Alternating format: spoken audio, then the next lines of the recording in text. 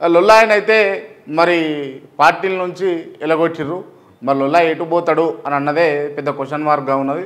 ఎందుకు అని అంటే మనోడు చెప్పినటువంటి ముచ్చట్లు చాలా ఉన్నాయి కాబట్టి గతంలో ఒక పార్టీ అన్నాడు, బీజేపీలోకి పోయిండు, బీఆర్ఎస్లోకి పోతా అని బీఆర్ఎస్ పార్టీలో ఉన్నటువంటి మాజీ మంత్రి హరీష్ రావు కాళ్ళు మొక్కిండు.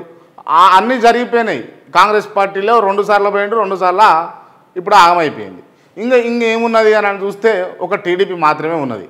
ఆ టీడీపీలోకి పోతాడా అని అన్నది పెద్ద మనుషులను కొంతమందిని అడిగితే నిజమేనేమో అవునేమో అన్న అంశాలే వినిపిస్తూ ఉన్నాయి. ఎందుకంటే ఒక్క పార్టీలకే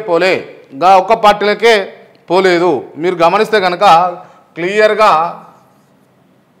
క్లియర్గా వీడు ఏం చేసిండు,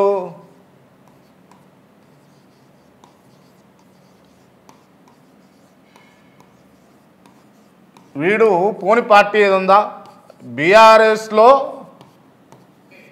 హరీష్ రావు కాళ్ళు మొక్కిండు, అయిపోయా. కాంగ్రెస్లో 2 సార్లు పోయిండు, 2 సార్లు బయటకు వచ్చిండు. ఇంకేమున్నది బీజేపీలో ఒకసారి పోయిండు, మళ్ళీ బయటకు వచ్చిండు. టీజేఎస్ కోదండరామ్ సార్ పార్టీ ఇది, దీంట్లోకి పోయిండు, దీంట్లో బయటకు వచ్చిండు.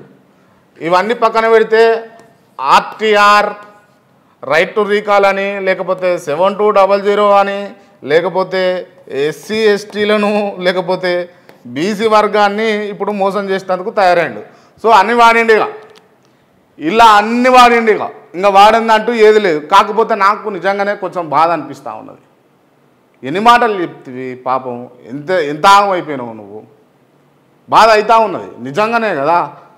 ఏదో పాపం మంత్రి కావాలనుకున్నాడు, ముఖ్యమంత్రి కావాలన్న ఆశలతో ఉన్నాడే, పాపం ఎలగొట్టే పార్టీలకించి. సో అందుకే నోరు అదుపులో పెట్టుకోవాలి. నోరు మంచిదైతే ఊరు మంచిదని అంటారు. మరి గట్లనే ఉంటుంది. మరి ఇక నీకు తిన్నింటి వాసాలే లెక్క పెడతా నేను, నాకు ఓడి అన్నం పెడతానికి సున్నం పెడతా, నన్ను ఎవరి దగ్గర తీస్తా వాడిని ఎగిరెగిరిదంతా, అవసరం ఉంటే కాళ్ళు మొక్కుతా, అవసరం లేకపోతే పీక పట్టుకుంటా అని అంటే శివరాత్రికి గిదే అవుతుంది.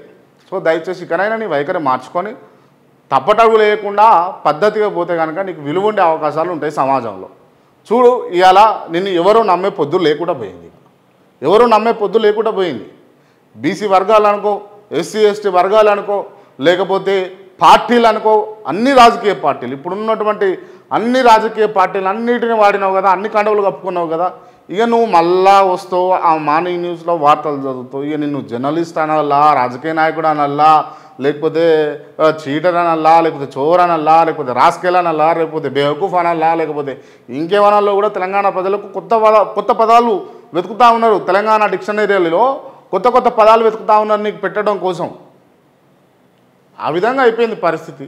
సో వాటెవర్ ఏదైనా మనప్పటికీ కూడా